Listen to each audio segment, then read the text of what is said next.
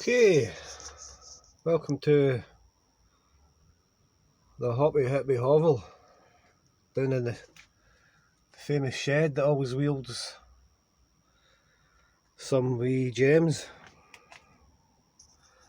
I've took a bottle up the stair, I'll show you, but since I've cleared out my shed a bit more, I've discovered lots more bottles of wine that I made.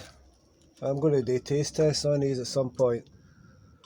This one hasn't got a label on it, but I'm sure it was oak leaf wine, 2006 or something. That's what's that? Rosy wine, September 2015. Well, check that one out shortly. We've got oak leaf wine. Oh, there it is. I remember back in the day it was delicious. First oak leaf wine that I made. 2 litres of new oak leaves. It was nice. This is a coffee wine. 2006 as well. Good vintage year that was for the Hoppy Hippie. And a few other ones in there that I can't seem quite to get to, but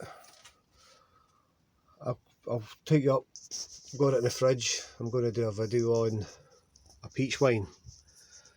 And it was beautiful back in the day. I can remember the taste of it. I'm surprised I've got a bottle of it left. I might have some merit here as well. What's this one?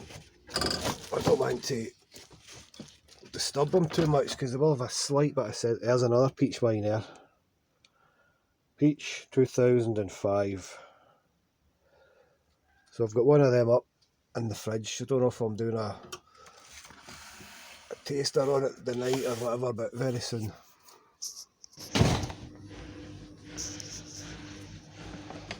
And there we have it. Peach 2005. Not too bad at all, eh? There is some flakes of yeast in the bottom of it there. That was lying up the side. I didn't filter it or anything, but that's the next taster. Solomon Grundy kit. Solomon Grundy peach wine, very tasty in the day, so we'll see how it tastes after 15 years. Catch you later.